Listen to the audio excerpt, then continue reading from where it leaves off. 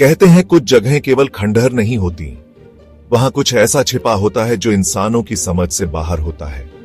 आज की कहानी एक ऐसी ही हवेली की है जो पिछले 50 सालों से वीरान पड़ी है, लेकिन कहते हैं वहां आज भी कोई रहता है।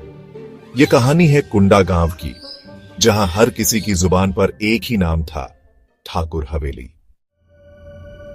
कुंडा गांव का इतिहास जितना पुराना था उतना ही रहस्यमय भी। गांव के बाहर एक विशाल हवेली थी, ठाकुर हवेली। 1971 में ठाकुर रघुवीर सिंह नाम का जमींदार वहां अपने परिवार के साथ रहता था।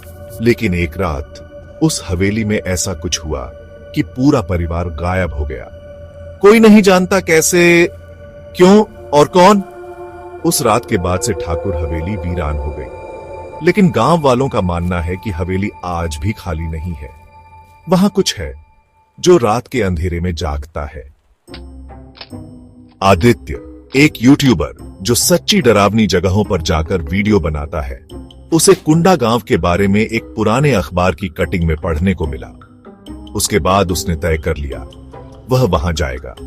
गांव वालों ने उसे मना किया, बाबूजी, उस हवेली में मत जाइए, वहां आज भी रघुवीर सिंह की आत्मा भटकती है। लेकिन आदित्य ने नहीं सुना। आदित्य अपने कैमरे के साथ हवेली के अंदर जाता है। पहले तो सब शांत था, लेकिन रात 12 बजते ही हवेली ने अपने राज खोलने शुरू किए। दरवाजा खुद ब खुद बंद हो गया। थक थक थक किसी के चलने की आवाजें आने लगी।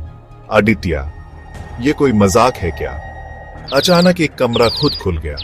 अंदर एक पुराना झूला था और झूला अपने आप झूल रहा था। आदित्य ने कैमरे को उस झूले पर फोकस किया। तभी एक औरत की आवाज आई, तुम यहां क्यों आए हो? आदित्य चौंक गया। पीछे मुड़कर देखा, कोई नहीं था। तभी एक परछाई सामने आ गई। एक अधजली साड़ी में औरत, जिसके चेहरे पर कोई भाव नहीं था। उसकी आंखों से खून टपक रहा था। निकल जाओ, वरना तुम्हारी भी वही हालत होगी जो ठाकुर की हुई थी। आदित्य किसी तरह भागता है और हवेली की लाइब्रेरी में छुप जाता है। वहां उसे एक पुरानी डायरी मिलती है, रघुवीर सिंह की पत्नी सावित्री की डायरी। डायरी में लिखा था, रघुवीर सिंह एक तांत्रिक बन चुका था। उसे अमृता चाहिए थी। उसने पूरे परिवार की बलि दी, अपने ही बेटे बेटियों को जिंदा जला दिया। और उसी दिन हवेली की आत्मा जागी, जिसने रघुवीर की आत्मा को कभी न मरने वाला बना दिया, पर कैद भी कर लिया इस हवेली में हमेशा के लिए। अब आदित्य समझ चुका था, यह हवेली सिर्फ वीरान नहीं है, यह एक कैद खाना है रघुवीर की आत्मा का। लेकिन तब तक देर हो चुकी थी।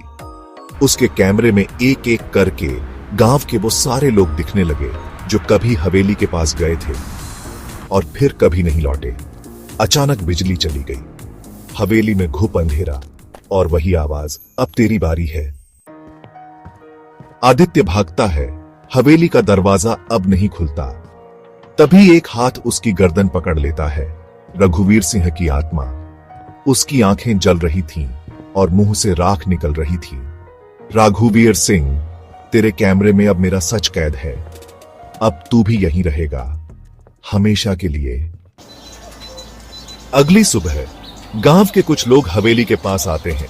दरवाजा खुला होता है और अंदर एक कैमरा पड़ा होता है, जिसमें रिकॉर्डिंग चल रही है। आखिरी फ्रेम आदित्य की चीख और फिर सन्नाटा।